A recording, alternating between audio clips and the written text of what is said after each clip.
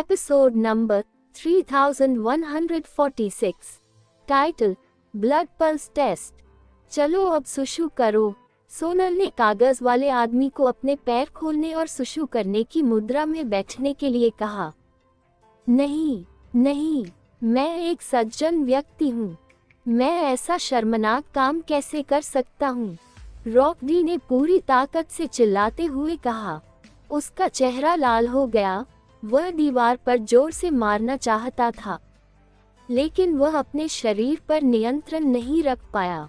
वह कागज वाले आदमी की तरह लग रहा था जो सुशु कर रहा था।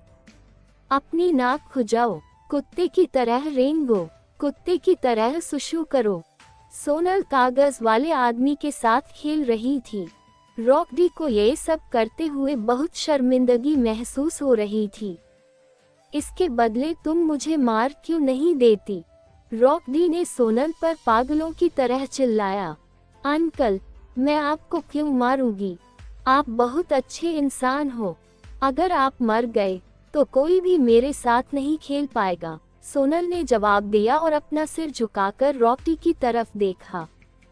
रॉकडी ने सुशु करने वाले कुत्ते की स्थिति का दावा करते हुए पागलपन से जवाब दिया, तुम कौन हो? ऐसा कोई तरीका नहीं है कि तुम वीर की बेटी हो। उसे लगा जैसे उसके साथ धोखा हुआ है। वह इतनी शक्तिशाली महिला थी, फिर वह किसी इंसान की बेटी कैसे हो सकती है?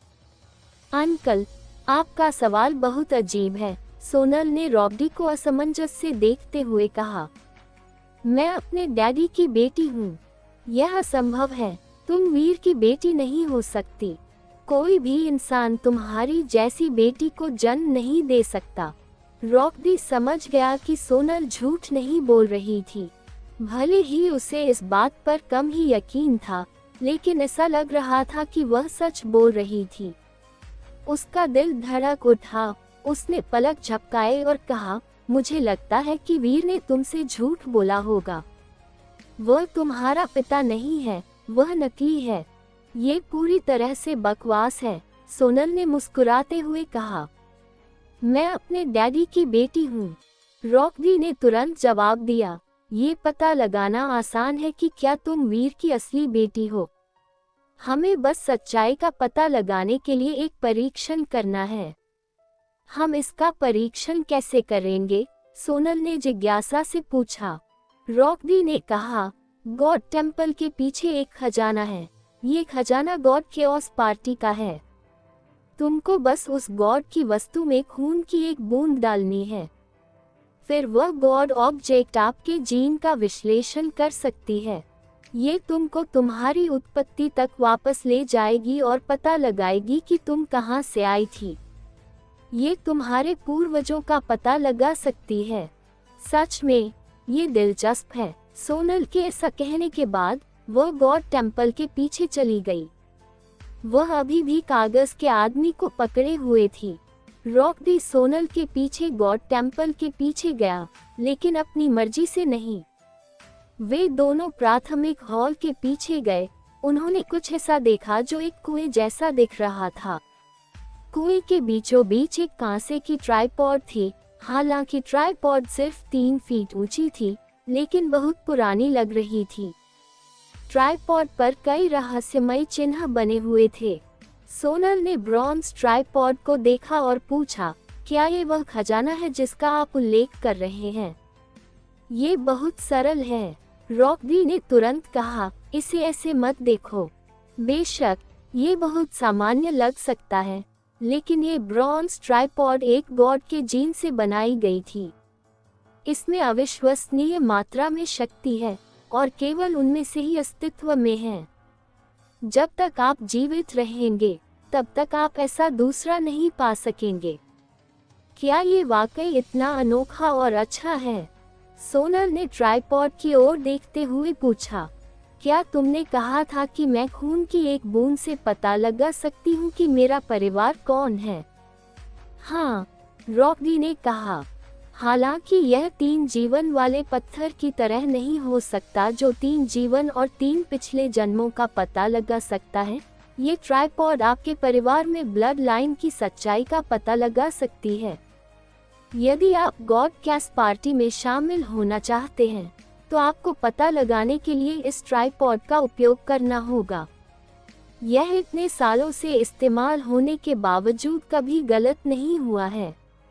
ऐसे में चलो एक बार कोशिश करके देखते हैं, सोनल ने कहा। उसने कागज वाले आदमी को अपने जगह से हिला दिया। रॉकडी को ब्रॉन्ज ट्राइपॉड की ओर धकेल दिया गया। रॉकडी इतना डर गया कि वह चिल्लाया, नहीं, नहीं, नहीं। ये शर्म की बात थी कि वह एक कागज वाले आदमी द्वारा नियंत्रित किया जा रहा था और विरोध करने या दूर जाने में असमर्थ था। वह ब्रॉन्ज ट्राइपॉड के सामने चला गया। उसने अपनी उंगली बढ़ाई और उसे ब्रॉन्ज ट्राइपॉड पर रख दिया। सोनल ने जियान कुशवाहा द्वारा दी गई छोटी लकड़ी की तलवार उठाई। उसने रॉकडी की उंगली काटने के लिए इसका इस्तेमाल किया। उस साधारण दिखने वाली तलवार में स्वॉर्ड माइंड था और इस तरह वह रॉकडी की उंगली काटने में सक्षम थी।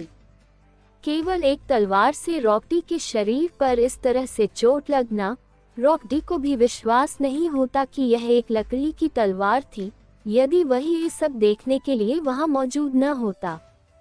वह कमीना जियान कुशवाहा, उसका स्वॉर्ड माइंड पहले से ही इस स्तर पर है। रॉकडी चौंक गया। रॉकडी की उंगली से खून की एक बूंद बहकर ट्राइपॉड में गिर गई। ट्राइपॉड पर लगे चिन्ह अचानक चमक उठे। सोनल की आंखें चौड़ी हो गई जब उसने आश्चर्य से ट्राइपॉड की ओर देखा। ट्राइपॉड पर रोशनी बदलती रही। ऐसा लग रहा था जैसे प्रकाश का अंतहीन स्रोत काम कर रहा हो। कुछ ही देर बाद ट्राइपॉड से एक हल्की परछाई निकली। हल्की परछाइयां प्रोजेक्टर की तरह थीं। यह एक होलोग्राम की तरह था जो एक शरीर का आकार बनाता था। इसने पेपर बोर्ड को प्रकट किया, जिसे रॉकडी के नाम से भी जाना जाता है। ये रॉकडी जैसा ही लग रहा था, सिवाय उसके कपड़ों के। रॉकडी का शरीर बदलने लगा। वह छोटा होता गया, फिर उसका शरीर बदलने लगा।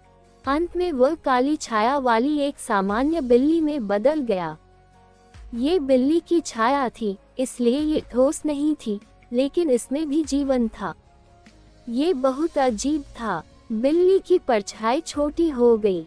वह मोटी और प्यारी, यद्यपि छोटी, बिल्ली में बदल गई। फिर वह एक जीन अंडे में बदल गई। अंकल, आप एक बिल्ली हैं। सोनल ने अजीब तरह से रॉकडी को देखा।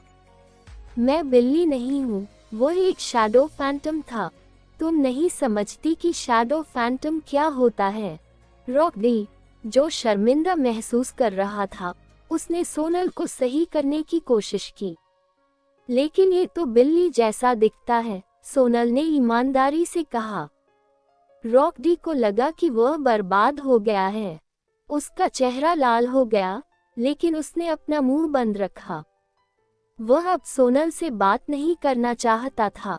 रॉकडी के जीन अंडे में बदल जाने के बाद वीडियो चलना बंद हो गया।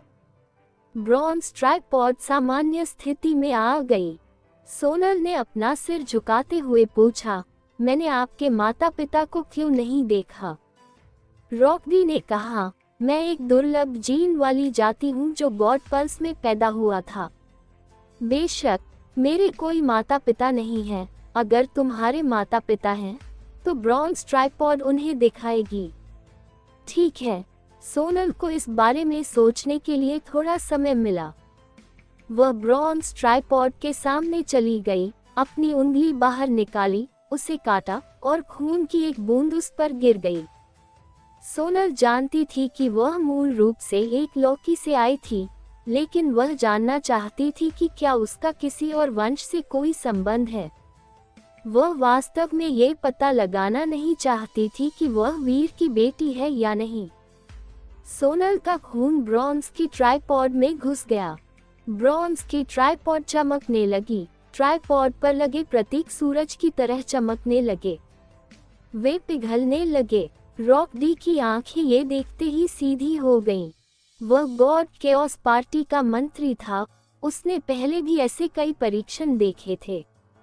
उसने दुर्लभ जीन रेस देखी थी जो गॉड स्पिरिट जीन रेस या यहाँ तक कि गिरे हुए एनिहिलेशन गॉड स्पिरिट में बदल गई। जब भी उसने अतीत में इसका परीक्षण किया था, ऐसा पहले कभी नहीं हुआ था। ब्रॉन्ज की ट्राइपॉड जलकर स्टील के लिक्विड में बदल गई। ये तेजी से पिघल गई। बहुत सारा लाल ब्रॉन्ज का लिक्विड टपका। जिस क्षण ब्रॉन्ज ट्राइपॉड ढह गई, ब्रॉन्ज ट्राइपॉड पर एक छाया बन गई। हवा में हल्की छाया बन गई और ब्रॉन्ज ट्राइपॉड ढह गई। छाया के फीके होते ही हर जगह उबलता हुआ ब्रॉन्ज लिक्विड फैल गया।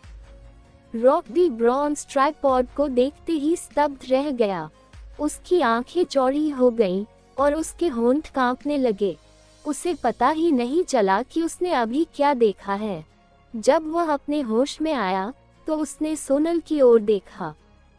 उसके स्वरतंत्री कांप रहे थे और वह बोल रहा था, तुम कृपया मुझे माफ कर दो। मैं यानी रॉकडी एक पापी है, इसलिए कृपया मुझे माफ कर दो। यदि रॉकडी हिल सकता होता तो वह सोनल के सामने झुक जाता। Episode number 3147। Title, a name that can not be spoken. रॉकडी को ऐसा बोलते देख सोनल ने पलकें झपकाई और रॉकडी की ओर देखा। थोड़ी देर बाद उसने पूछा, क्या तुम जानते हो कि मैं कौन हूँ? हाँ, नहीं, नहीं, नहीं। रॉकडी की बात का कोई मतलब नहीं निकल रहा था। तो क्या तुम मुझे जानते हो या नहीं? सोनल ने भौहें सिकोड़ते हुए पूछा। मुझे आपके अस्तित्व के बारे में पता है, लेकिन मैंने आपको पहले कभी नहीं देखा है, रॉकडी ने तुरंत कहा। ओह, उस मामले में मुझे बताओ कि तुम मुझे कौन समझते हो, सोनल ने कहा। उसने अपनी आंखें मूंद ली और रॉकडी को देखा। रॉकडी ने एक व्यंग्यात्मक मुस्कान दिखाते हुए कहा, मैं ये कहने की हिम्मत नहीं कर सकता, इसलिए मैं यह नहीं कहूँगा। अगर मैं आपका नाम लेने की हिम्मत करता हूँ तो ये दुनिया अराजकता में फंस जाएगी। इसका क्या मतलब है? सोनल की आंखें बार बार झपक रही थी। आपको यह मानना होगा कि मैं, रॉकडी, केवल आपकी आज्ञा का पालन करता हूँ, रॉकडी ने ईमानदारी से कहा। यदि आप मुझे मारने के लिए तैयार हैं तो मैं खुशी से मर जाऊंगा। मैं आपकी सेवा में सम्मान के साथ लूंगा। मुझे ये पसंद नहीं है कि तुम अब मुझसे किस तरह बात कर रहे हो, सोनल ने कहा। अगर तुम मुझसे फिर से इस तरह बात करोगे तो मैं इस कागज के आदमी को 2 टुकड़ों में फाड़ दूंगी।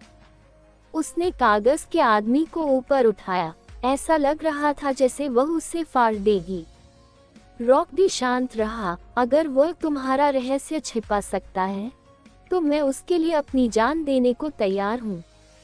उसके बाद रॉकडी ने अपनी आंखें बंद कर ली, मानो वह स्वेच्छा से मृत्यु को गले लगाने के लिए तैयार था।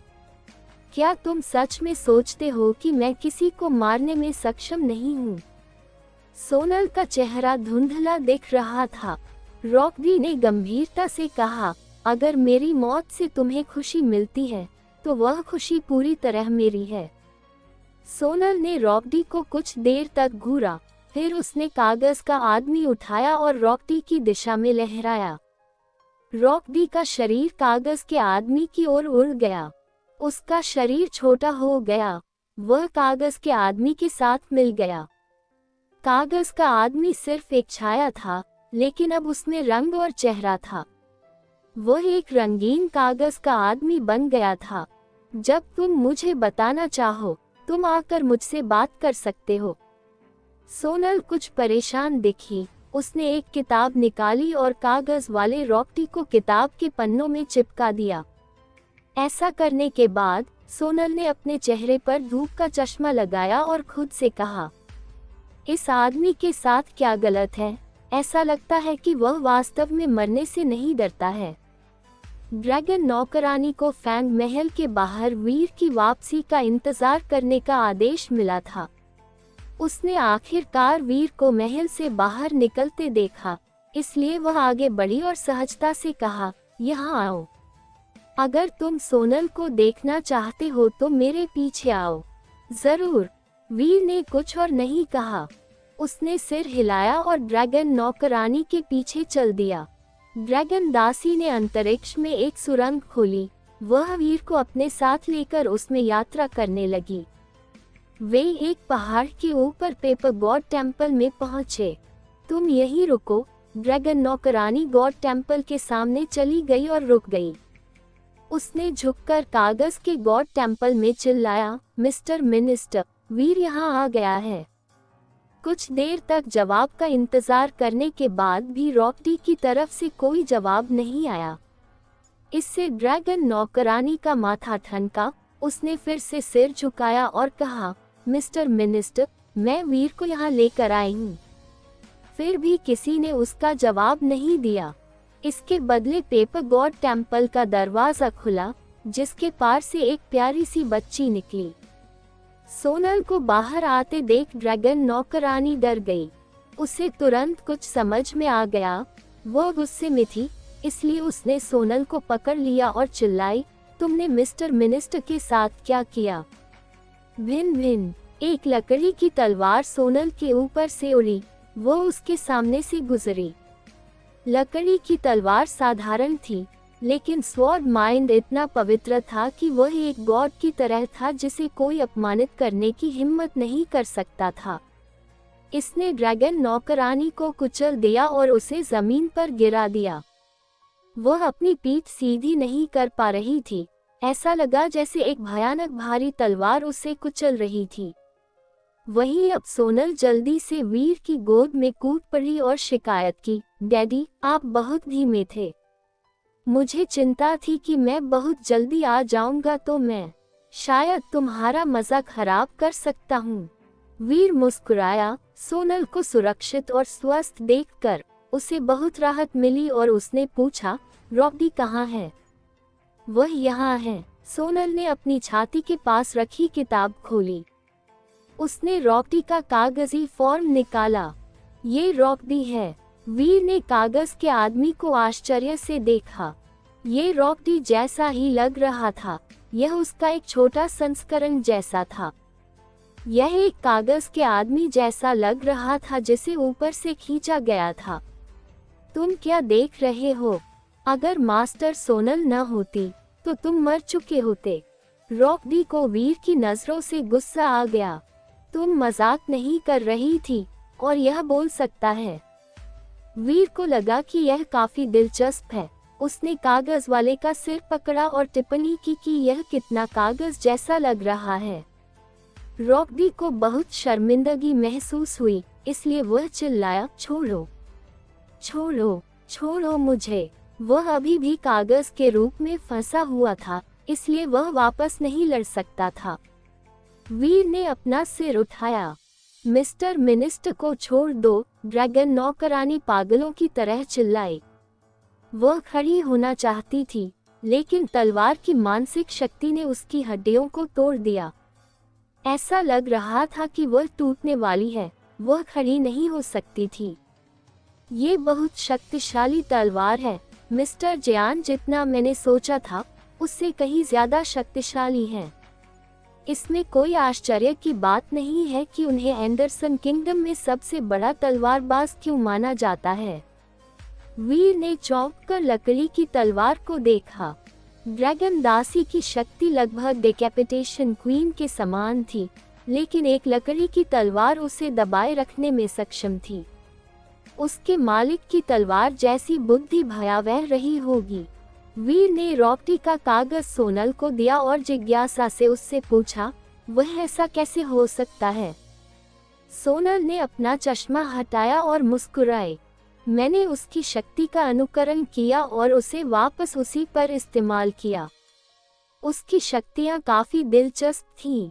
मैं उस तरकीब के बारे में भूल गया। वीर को अभी अभी याद आया कि उसके पास खजाने वाला धूप का चश्मा था। उसे उम्मीद नहीं थी कि सनग्लासेस की शक्ति किंगडम वाले इस यूनिवर्स में भी प्रभावी होगी। सोनल अजीब लग रही थी। उसने वीर को रॉकडी के साथ अपने अनुभव के बारे में बताया। वीर को यह सुनकर आश्चर्य हुआ। उसने रॉकडी के कागज वाले संस्करण को देखा और पूछा, रॉकडी, क्या तुम सोनल के इतिहास के बारे में कुछ जानते हो? अगर तुम मुझे बता दो तो मैं तुम्हें जाने दे सकता हूँ। रॉकडी ने उसे तिरस्कार से देखा। उसने अपने होंठ ऊपर उठाए और कहा, मुझसे बात करने के लिए तुम्हारे पास जरूरी योग्यताएं नहीं हैं। मेरे डैडी से अच्छे से बात करो। सोनल ने अपना हाथ बढ़ाया और रॉकडी के चेहरे को दबाया। ओह ओह ओह, रॉकडी चिल्लाया। जो भी हो, वीर ने कहा, चलो वापस चलते हैं। मिस्टर जयान की लकड़ी की तलवार ले आओ। मुझे यकीन है कि यह उनके लिए बहुत महत्वपूर्ण है, इसलिए हमें इसे मिस्टर जयान को वापस करने की पूरी कोशिश करनी चाहिए।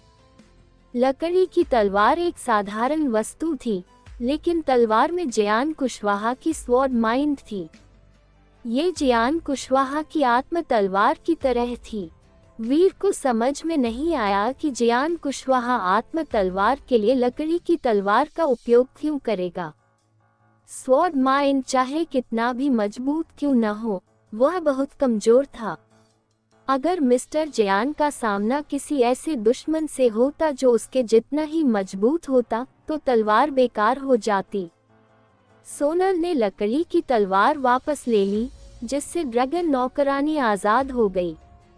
वह एक बड़े काले ड्रैगन में बदल गई और वीर और सोनल पर दहाड़ने लगी।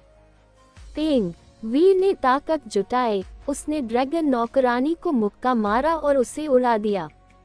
विशालकाय शरीर एक पहाड़ की तरह हिल रहा था। उसे मत मारो, रॉकडी चिल्लाया। डैडी, बस उसे जीने दीजिए, सोनल ने पलक झपकाते हुए कहा। Episode number 3148। Title, Veer guesses about Sonal. Sonal ने लकड़ी की तलवार वापस ले ली, जिससे ड्रैगन नौकरानी आजाद हो गई। वह एक बड़े काले ड्रैगन में बदल गई और वीर और सोनल पर दहाड़ने लगी। पेंग, वीर ने ताकत जुटाए, उसने ड्रैगन नौकरानी को मुक्का मारा और उसे उड़ा दिया। विशालकाय शरीर एक पहाड़ की तरह हिल रहा था। उसे मत मारो, रॉकडी चिल्लाया। डैडी, बस उसे जीने दीजिए, सोनल ने पलक झपकाते हुए कहा। वीर और सोनल अब वापस बंसल फैमिली के महल में लौट आए। ड्रैगन नौकरानी भी उनके पीछे पीछे आई। वह जानती थी कि वह उनसे नहीं लड़ पाएगी, लेकिन उसका संकल्प पूरी तरह से खत्म नहीं हुआ था। वीर थोड़ा चिंतित था। ड्रैगन नौकरानी को भगाने के बजाय उसने उसे बंसल फैमिली के महल में वापस आने की अनुमति दे दी थी। उसने सोनल से रॉकडी का पेपरमैन लिया और बगीचे में चला गया। रॉकडी, मेरे पास कुछ बातें हैं जो मैं तुम्हें बताना चाहता हूँ। वीर ने रॉकडी को पत्थर की मेज पर लिटा दिया। उसने ड्रैगन नौकरानी की तरफ देखा, जो उन्हें गौर से देख रही थी। रॉकडी ने अपना कागजी शरीर हिलाया।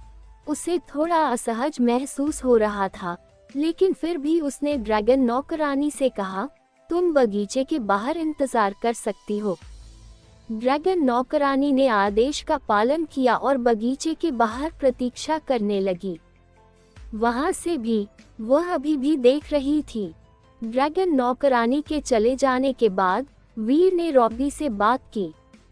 रॉकडी, लगता है तुम्हें कुछ पता है, तुम क्यों नहीं सब कुछ बता देते? रॉकडी ने अपनी छाती थपथपाई और ठंडे स्वर में उत्तर दिया, तुम्हें क्या लगता है कि तुम में मुझसे इस तरह बात करने की क्षमता है?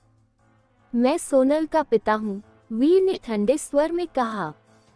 रॉकडी तुरंत उछल पड़ा और बोला, तुम्हारे पास वो सब नहीं है जो चाहिए। अगर तुमने ये कहने की हिम्मत की कि तुम मास्टर सोनल के पिता हो, तो मैं तुम्हें मार डालूंगा। वीर मुस्कुराया, वैसे तुम इस बात से इनकार नहीं कर सकते कि मैं ही वह व्यक्ति था जिसने उसे एक बच्चे से बड़ा किया। रॉकडी ने अपने होंठ हिलाए, लेकिन वह कुछ नहीं बोला। अगर तुम कुछ और कहने को तैयार नहीं हो, तो मैं अनुमान लगा लूं। वीर ने मुस्कुराते हुए पूछा। उसने अपने जीवन में बहुत सारी समस्याओं का सामना किया था। वह कई चीजों को लेकर उलझन में था। जितना ज्यादा समय उसने अनुमान लगाने में बिताया, अनुमान लगाने में उसका अनुभव उतना ही ज्यादा होता गया। रॉकडी को चुप देखकर वीर ने खुद से बात करना शुरू कर दिया। तुम उसे मास्टर सोनल कहते हो और उसके साथ बहुत विनम्र हो। इसका मतलब है कि वह तुमसे ज्यादा ऊंची है। इसका मतलब ये भी है कि वह तुमसे ज्यादा ताकतवर है। तुम्हारे जैसे लोग जाकर गॉडस्प्रीड से लड़ेंगे। आखिरकार तुम उनसे ज्यादा ताकतवर और ऊंचे स्तर पर रहने में कामयाब रहे। तो तुम एक बच्चे के साथ मास्टर जैसा व्यवहार क्यों करोगे? फिर भी तुम उसे मास्टर बुलाते हो। इसके लिए केवल एक ही संभावना हो सकती है। तुम्हारा और सोनल का किसी तरह का संबंध है, या शायद तुम उसका किसी तरह से एहसानमंद हो। रॉकडी ने ठंडे स्वर में कहा। वैसे उसने वास्तव में कुछ नहीं कहा। वीर ने हंसते हुए कहा, चाहे तुम उसके एहसानमंद हो या नहीं, या तुम दोनों रिश्तेदार हो, तुम जैसे लोग उसे याद रखेंगे। तुम उसे नहीं भूलेंगे। ऐसा कोई तरीका नहीं है कि तुमने उसे शुरू में नहीं पहचाना, फिर भी तुमने उसे शुरू में नहीं पहचाना। जब तक तुमने परीक्षण नहीं किया, तब तक तुमने उसके प्रति अपना दृष्टिकोण नहीं बदला। तुमने स्पष्ट रूप से परीक्षण में कुछ ऐसा देखा जिससे तुम उसे पहचानने में सक्षम हुए। रॉकडी ने कुछ नहीं कहा, वह बस वीर को घूरता रहा। मैंने सोनल को ये कहते हुए सुना कि bronze tripod God chaos party का खजाना है। यह एक ऐसी वस्तु है जो किसी सदस्य को अपने रक्त का परीक्षण करने में सक्षम बनाती है, और अस्तित्व में ऐसा केवल एक ही उपकरण है। वीर ने रॉकडी को देखा और कहा, लेकिन ये ब्रॉन्ज ट्राइपॉड केवल ब्लेड का परीक्षण करने में सक्षम है। ये किसी के पिछले जीवन का निर्धारण नहीं कर सकता। अगर ऐसा होता तो ये पुनर्जन्म नहीं होता। तुमने केवल इस जीवन में सोनल को देखा, और तुमने केवल इस जीवन में ही पहचाना कि वह कौन थी। तुमने उसे शुरू में क्यों नहीं पहचाना? तुमने उसे सोनल की ब्लड पल्स की हल्की छाया देखने के बाद ही पहचाना। वीर ने आंखें सिकोड़कर रॉकडी को देखा, फिर उसने पूछा, क्या मुझे बात करते रहना चाहिए? मुझे नहीं पता कि तुम किस बारे में बात कर रहे हो, रॉकडी ने ठंडे स्वर में उत्तर दिया। वीर ने रॉकडी को देखा और कहा, सोनल खतरे में है। वह बहुत बड़े खतरे में है। क्या मैं सही हूँ? हाँ, अगर मैं तुम्हारी जगह होता तो मैं उसे जाने देता। मुझे और सोनल को ये जगह छोड़ देनी चाहिए। रॉकडी ने सामान्य स्वर में ये शब्द कहे। मुझे लगता है कि तुम जो कहते हो वह सच है। अगर मैं सोनल को जाने नहीं देता और नहीं चाहता कि तुम अपने पुराने स्वरूप में लौटो, तो तुम क्या उम्मीद करते हो कि क्या होगा? मुझे लगता है कि गॉड केओस पार्टी तुमको, मिस्टर मिनिस्टर, दुनिया से गायब और लापता नहीं होने देगी। रॉकडी का दिल धड़क उठा। फिर से बोलने से पहले वीर ने कहा, मैं और सोनल पिता और बेटी की तरह हैं। इससे कोई फर्क नहीं पड़ता कि तुम इस तथ्य को स्वीकार करते हो या नहीं।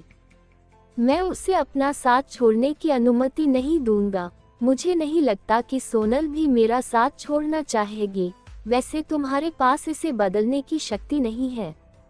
इसलिए यदि तुम वास्तव में सोनल के पक्ष में खड़े हो, तो मुझे लगता है कि एक या दो बातें हैं जो तुम मुझे बता सकते हो।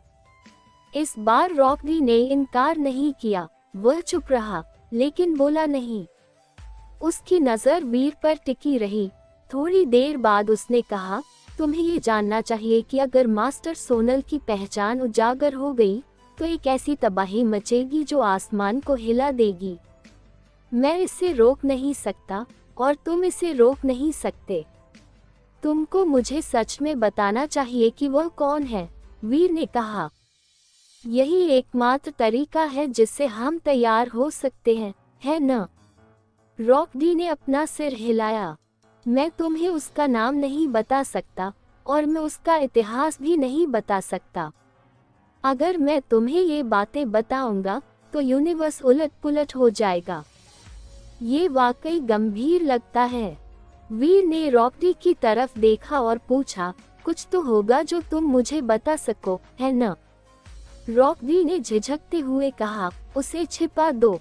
गॉडस्प्रिटो को यह एहसास न होने दो कि वह वास्तव में कौन है। गॉड केओस पार्टी को उसे खोजने न दो, नहीं तो बहुत बड़ी आपदा हो जाएगी। मैं उसे हमेशा के लिए छिपा कर नहीं रख सकता, वीर ने ठंडे स्वर में कहा। सोनल इस बात से सहमत नहीं होगी।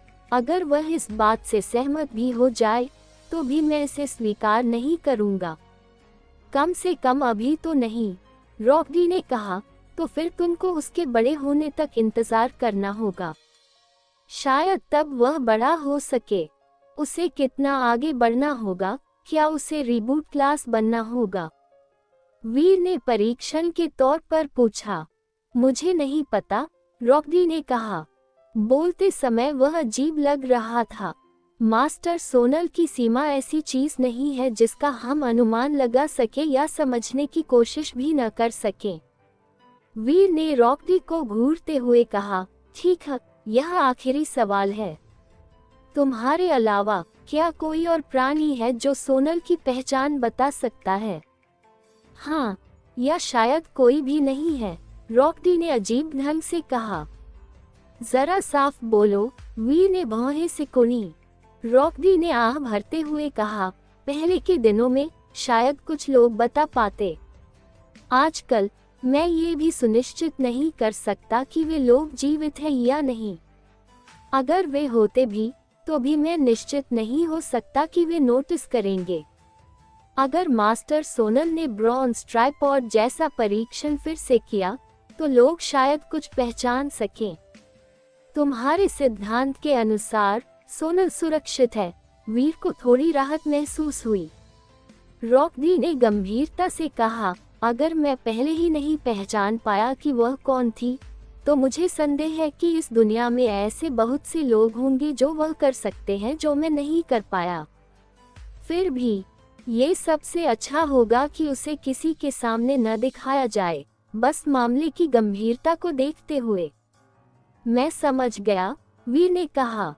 तुम्हें जाना चाहिए, तुम्हारे शरीर पर लगे प्रतिबंध अब हटाए जा सकते हैं। मुझे नहीं लगता कि तुम्हें अपने ऊपर लगाए गए जादू को हटाने के लिए सोनल की जरूरत है। क्या तुम सचमुच मुझे जाने दे रहे हो? रॉकडी हैरान दिख रहा था। तुम्हें यहाँ रखने से निश्चित रूप से और भी मुसीबतें आएंगी, वीर ने सहजता से कहा। मैं तुम्हें मारना नहीं चाहता, इसलिए मैं तुम्हें जाने देना ही पसंद करूंगा। क्या तुम्हें डर नहीं है कि मैं मास्टर सोनल के बारे में रहस्य लीक कर दूंगा? रॉकडी ने पूछा। मुझे डर है, लेकिन मुझे नहीं लगता कि तुम भागोगे। सोनल के चले जाने के बाद तुम भाग सकते थे, लेकिन तुमने ऐसा नहीं किया। वीर मुस्कुराया। रॉकडी ने ठंडे स्वर में कहा। उसने कागज को घुमाया और छलांग लगाई। हवा में वह फिर से अपने असली रूप में आ गया। उसने अपने हाथ में पकड़े हुए कागज के आदमी को वीर की ओर बढ़ाया। ये कागज का आदमी मास्टर सोनल को दे दो। अगर उसे इसकी जरूरत है तो उसे बस कागज के आदमी का इस्तेमाल करना होगा और मैं उसकी मदद करूंगा। उसके बाद रॉकडी ने वीर पर काट की तरह कागज का आदमी फेंक दिया। वह पलटा और ड्रैगन नौकरानी को अपने साथ लेकर बगीचे से बाहर चला गया। Episode number 3149। Title, God fight reward. वहां से जाते वक्त अंतरिक्ष सुरंग के बंद होने से पहले रॉकडी ने पीछे मुड़कर वीर से पूछा, क्या तुमको नहीं लगता कि दुनिया को तोड़ना कमाल की बात है? दुनिया को तोड़ने के बीच ताकत है और तुमने अभी दुनिया को तोड़ दिया है। वैसे बहुत से एलीट लोग तुमको नहीं मार सकते, लेकिन अभी भी एक या दो हैं जो मार सकते हैं। अगर मैं तुम्हारी जगह होता तो मैं मास्टर सोनल को अपने साथ जाने देता। मैं अपनी बेटी को किसी को नहीं सौंपने जा रहा हूँ, वीर ने शांति से कहा। मैं किसी को भी उसे नुकसान नहीं पहुँचाने दूंगा, रॉकडी ने ठंडी आवाज में कहा। अंतरिक्ष सुरंग से बाहर निकलते समय उसने अपना सिर नहीं घुमाया। अंतरिक्ष सुरंग को बंद होते देख वीर ने खुद से कहा, अगर मैं सचमुच ऐसा ही सोचता हूँ तो ये सब बहुत बड़ी परेशानी होगी। वीर ने मुकाबलों के शीर्ष 4 राउंड में प्रवेश किया और सोनल भी इसमें शामिल हो गई। उनकी किस्मत भी बहुत खराब नहीं थी। उन्हें एक दूसरे के खिलाफ नहीं खड़ा किया गया था, उन्हें उन अन्य लोगों से लड़ना था जो टॉप 4 में थे।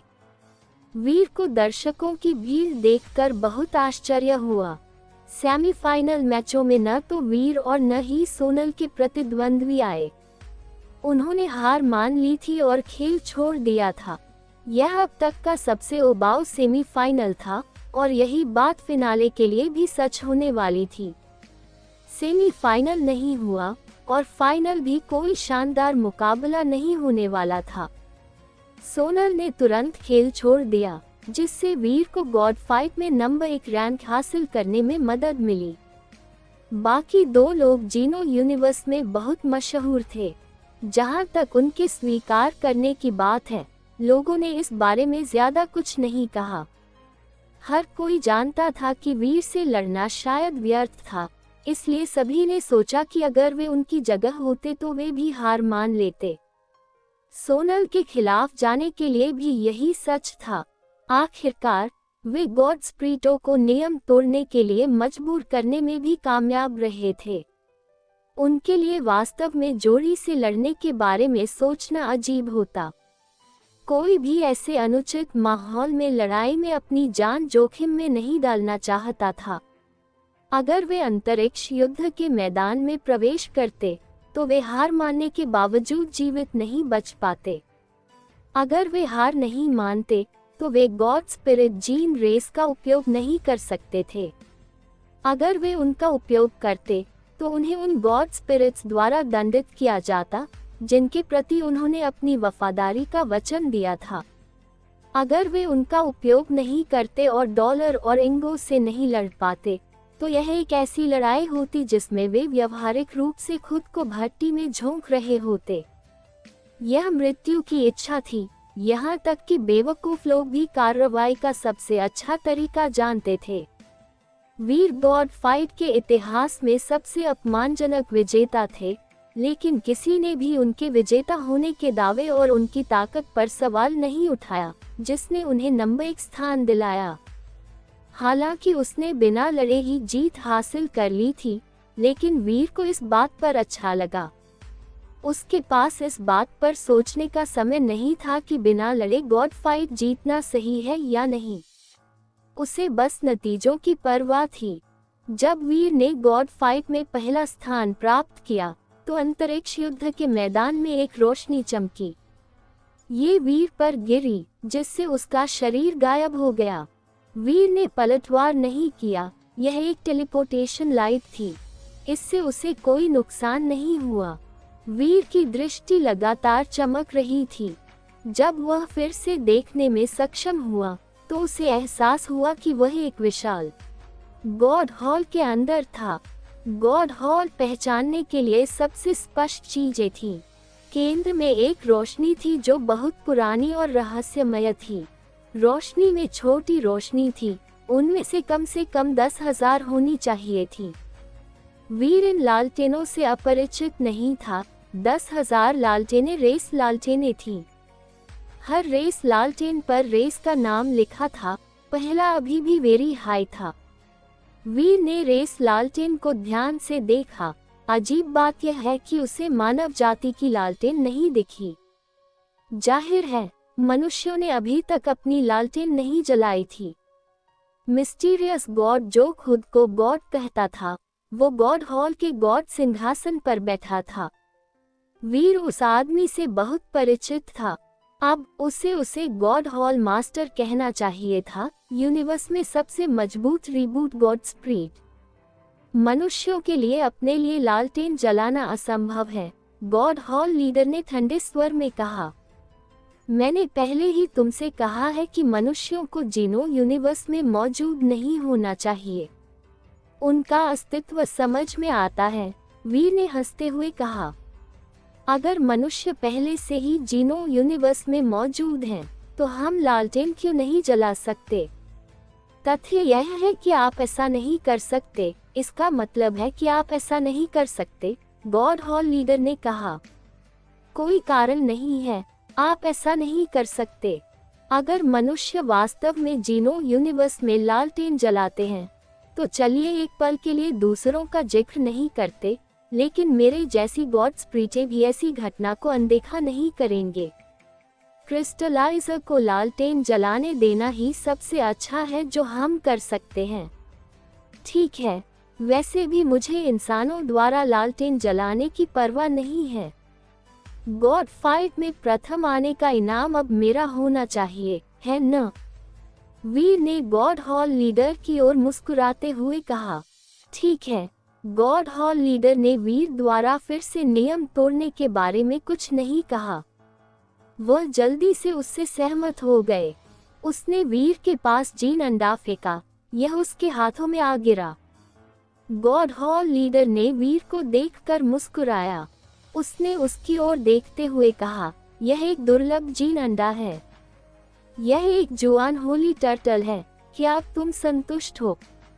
मुझे लगा कि आपने कहा था कि नंबर 1 ये चुन सकेगा कि उसे कौन सा दुर्लभ जीन वाला अंडा चाहिए। क्या मुझे कुछ और नहीं दिया जा सकता? वीर ने उस काली चीज को देखा, वह बहुत ही साधारण दिख रही थी। ठीक है, गॉड हॉल लीडर ने ताली बजाए। वीर के सामने भाग्य का पहिया प्रकट हुआ। वीर ने भाग्य के पहिए को देखते हुए पूछा, ये सारे टुकड़े इतने खाली कैसे हैं? मुझे कैसे पता चलेगा कि मुझे क्या मिलने वाला है? गॉड हॉल लीडर हंसे, तुम बस इसे घुमाओ, कोई फर्क नहीं पड़ता कि तुमको कौन सा टुकड़ा मिलता है। मैं जुआन होली टर्टल लिखूंगा। यदि आप ऐसा करते हैं, तो आपको इसके लिए भाग्य के पहिए की क्या आवश्यकता थी? वीर ने ठंडे भाव से गॉड हॉल लीडर की ओर देखा। महत्वपूर्ण बात यह है कि यह तुमको ऐसा महसूस करा सकता है कि तुम नियंत्रण में नहीं हो। ये तुम्हारे दिल को संतुष्ट कर सकता है और थोड़ा रोमांच प्रदान कर सकता है। गॉड हॉल लीडर ने पहिए की ओर इशारा करते हुए कहा, जल्दी करो और इस चीज को घुमाओ। घूमने का क्या मतलब है? क्या आपको लगता है कि मैं इतना आजाद हूँ? बोलते समय वीर की आंखें फड़क उठी। ठीक है, इससे तुम्हारा कुछ समय बचेगा। गॉड हॉल लीडर ने वीर की इतनी सारी बातें समझने की क्षमता की प्रशंसा की। उसने ताली बजाई, जिससे भाग्य का बड़ा पहिया गायब हो गया। आमतौर पर आपको अपना इनाम लेने के लिए यहाँ आने की जरूरत नहीं है, गॉड हॉल लीडर ने वीर की ओर मुस्कुराते हुए कहा। आज मैंने तुमको आने के लिए बुलाया क्योंकि कुछ ऐसा है जिसके लिए मैं तुम्हारा ध्यान आकर्षित करना चाहता हूँ। मैं अभी व्यस्त हूँ, मुझे अभी भी अपने बच्चों को खिलाना है। क्यों न हम इस बारे में किसी और समय बात करें? उसे विश्वास नहीं हुआ कि गॉड हॉल लीडर उसे कहानियाँ सुनाने के लिए आमंत्रित करने के लिए इतने इच्छुक थे। मुझे इससे कोई परेशानी नहीं है, गॉड हॉल लीडर ने कहा, ऐसा अभिनय करते हुए जैसे कि उसे इसकी कोई परवाह नहीं है। मुझे लगता है कि मानवता का विलुप्त होना कोई बड़ी बात नहीं है। क्या हो रहा है? वीर को मानना पड़ा। गॉड हॉल लीडर ने पूछा, क्या तुम आउटर स्काई में गए हो जहां वेरी हाई के लोग रहते हैं, है न? तुम जानते हो कि वह स्थान कैसा है? वीर ने कहा, मैंने सुना है कि यह वास्तविक दुनिया और एंटी मेटीरियल वर्ल्ड के बीच के क्षेत्र में रहता है। मुझे कभी पता नहीं चला कि दावों में कोई वैधता थी या नहीं। गॉड हॉल लीडर ने सिर हिलाया। हाँ, आउटर स्काई वास्तव में एक बफर जोन है जो वास्तविक दुनिया और एंटी मटीरियल दुनिया के बीच रहता है। ऐसे बफर जोन में कोई गड़बड़ी नहीं होनी चाहिए, जैसे कि आउटर स्काई में रहने वाली झील। ये वास्तविक दुनिया और एंटी मटीरियल दुनिया के बीच एक सीधी दरार है। यही कारण है कि लोग उस एंटी मटीरियल झील से कुछ सामान निकाल सकते हैं। वीर को पहले से ही इतना अंदाजा था। वह हमेशा से यह जानने के लिए उत्सुक था कि ऐसी गड़बड़ी क्यों होती है। गॉड हॉल लीडर को पता था कि वीर क्या सोच रहा था। उसने आह भरते हुए कहा, इसका कुछ संबंध गॉड केओस पार्टी और गॉड स्पिरिट्स के खिलाफ युद्ध से है। इसे सरल शब्दों में कहें तो एक बड़ी लड़ाई और रीबूट के बाद यूनिवर्स पूरी तरह से ठीक नहीं हुआ। अब इसमें कई गड़बड़ियां हैं। यही कारण है कि तुम और एंडरसन सैनी जैसे लोगों को अस्तित्व में रहने की अनुमति है। आप वास्तविक दुनिया और एंटी मैटीरियल वर्ल्ड के बीच पुनर्जन्म लेते हैं। यही कारण है कि मून गॉड और अनुभव सक्सेना जैसी आत्माएं हैं। वे पिछले जन्म की यादें साथ लेकर चलते हैं। कहीं आप मुझे उन गड़बड़ियों को ठीक करने के लिए मजबूर नहीं करेंगे, है न? वीर ने जल्दी से पूछा, वैसे भी मेरे पास ऐसा करने की शक्ति नहीं है। गॉड हॉल लीडर ने अपनी आंखें घुमाई। मुझे पता है कि तुम्हारे पास वह शक्ति नहीं है। वैसे ये गॉड केओस पार्टी एक बफर जोन में है। वे वास्तविक दुनिया और एंटी मटेरियल वर्ल्ड के बीच एक रास्ता खोलने की कोशिश कर रहे हैं। हालांकि वे अभी तक ऐसा करने में सफल नहीं हुए हैं, लेकिन ये सबसे अच्छा होगा कि उनकी हरकतों को खत्म कर दिया जाए। इसलिए ऐसा कहने के बाद गॉड हॉल लीडर मुस्कुराया और वीर की ओर देखा। Episode number 3150। Title, God chaos party old nest. कहीं आप मुझे उन गड़बड़ियों को ठीक करने के लिए मजबूर नहीं करेंगे, है न? वीर ने गॉड से जल्दी से पूछा, वैसे भी मेरे पास ऐसा करने की शक्ति नहीं है।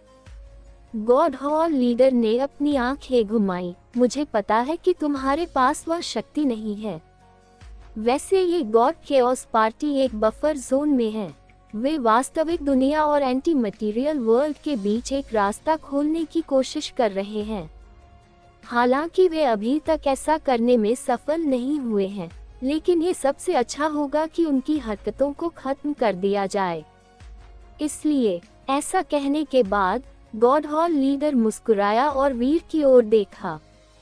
वहीं अब जब वीर बंसल फैमिली के महल में वापस लौटा तो उसे थोड़ा उदास महसूस हुआ। जुआन होली टर्टल अच्छा था। यह एक दुर्लभ जीन नस्ल थी। ये सिर्फ इतना था कि यह एक नवजात शिशु था जो हाल ही में पैदा हुआ था, लेकिन फिर भी इसकी रक्षा का स्तर डरावना था। इसके साथ संयोजन करने के बाद एक जुआन होली बॉडी था। इसने शरीर की ताकत बढ़ाने में सक्षम बनाया और इसे हिला देने वाली शक्ति दी। जुआन होली टर्टल हर चीज में अच्छा था। एकमात्र समस्या ये थी कि जुआन होली टर्टल अर्थ एलिमेंट शक्तियों का उपयोग करता था। ये प्रोफेसर मंत्रा या जेड स्किन के साथ ठीक नहीं था, इसलिए इसका उपयोग उन दो कौशलों की रिवर्स जीन रेस के साथ नहीं किया जा सकता था। वीर सोच रहा था कि क्या God hall leader God fight में उसके व्यवहार के लिए बदला ले रहा था।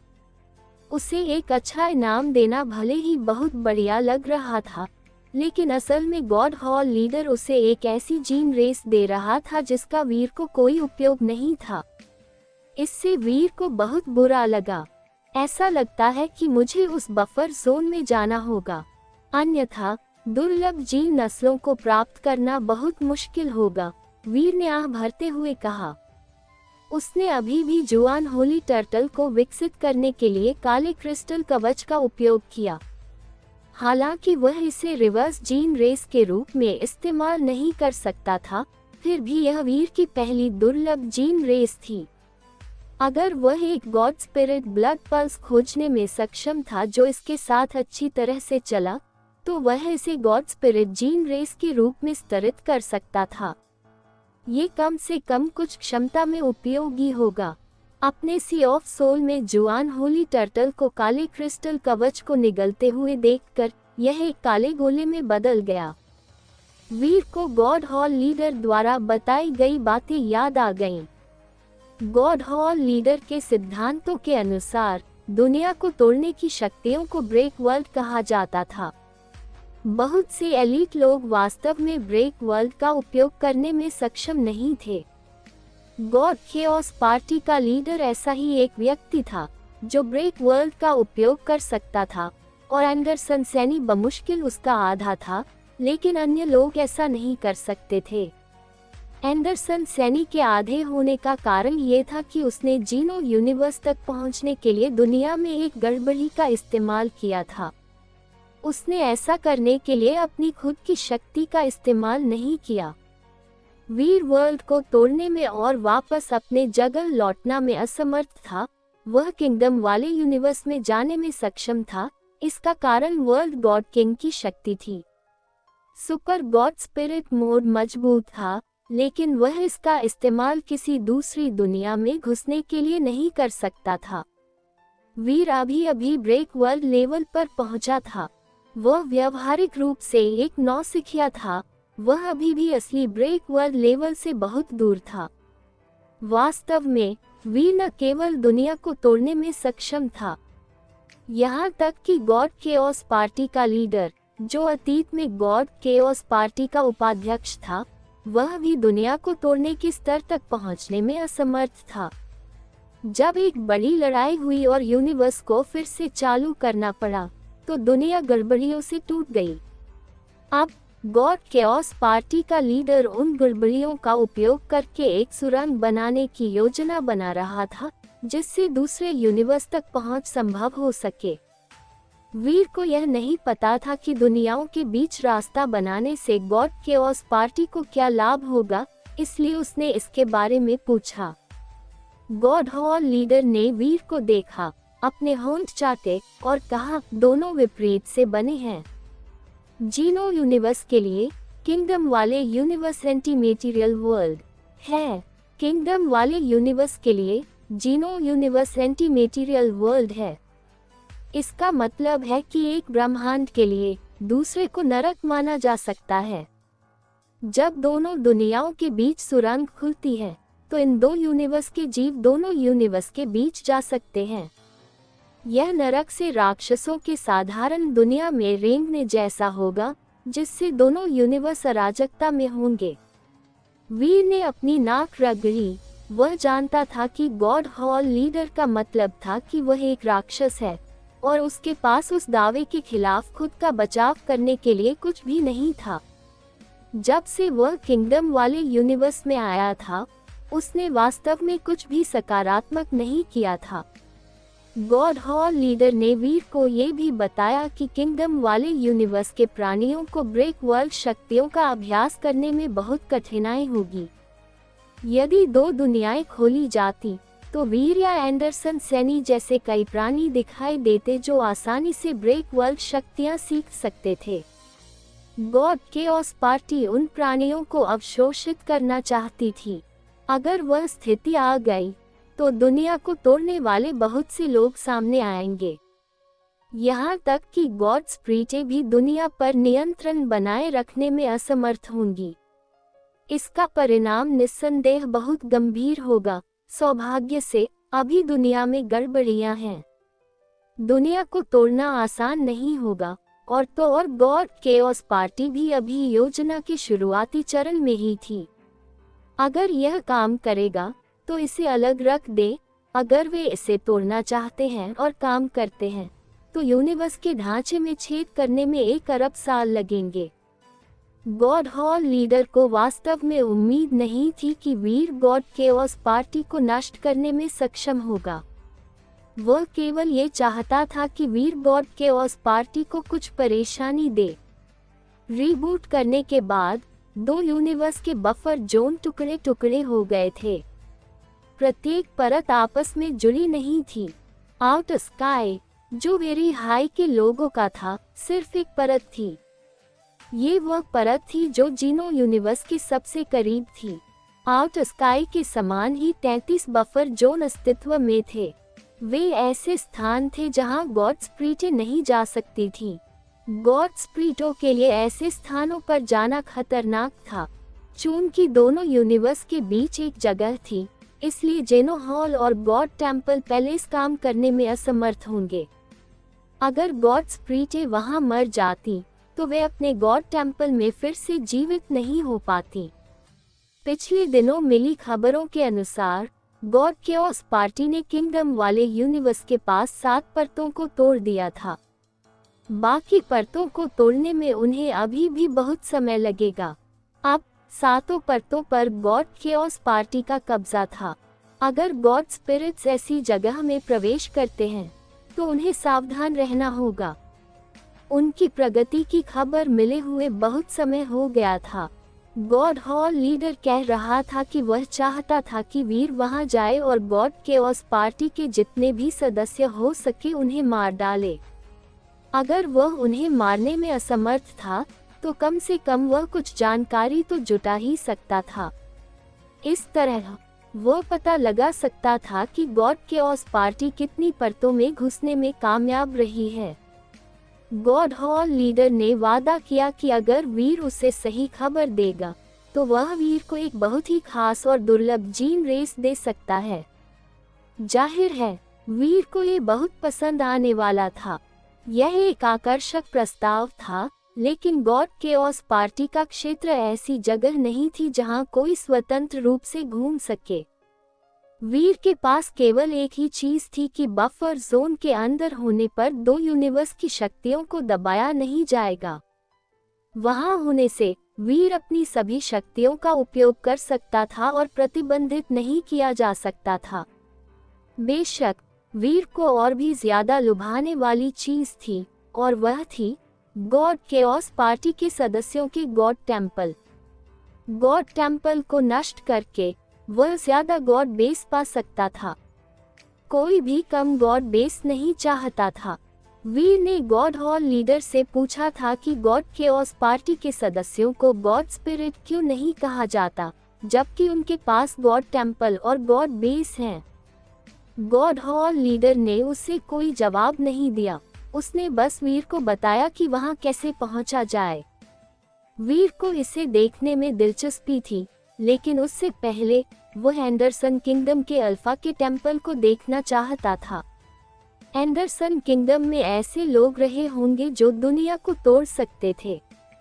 चलो किसी और का जिक्र नहीं करते, लेकिन जयान कुशवाहा जरूर दुनिया को तोड़ने वाले एलीट क्लास के लोग रहे होंगे। मेरी शक्तियां इस यूनिवर्स द्वारा प्रतिबंधित हैं। इस वजह से मेरे लिए अल्फा टेम्पल को तोड़ना मुश्किल होगा। वीर सोचता रहा। उसने अभी भी अल्फा टेम्पल में घुसकर देखने की योजना बनाई थी। मुसीबतों से बचने के लिए वीर प्रिंस अमन सैनी की तलाश में निकल पड़ा।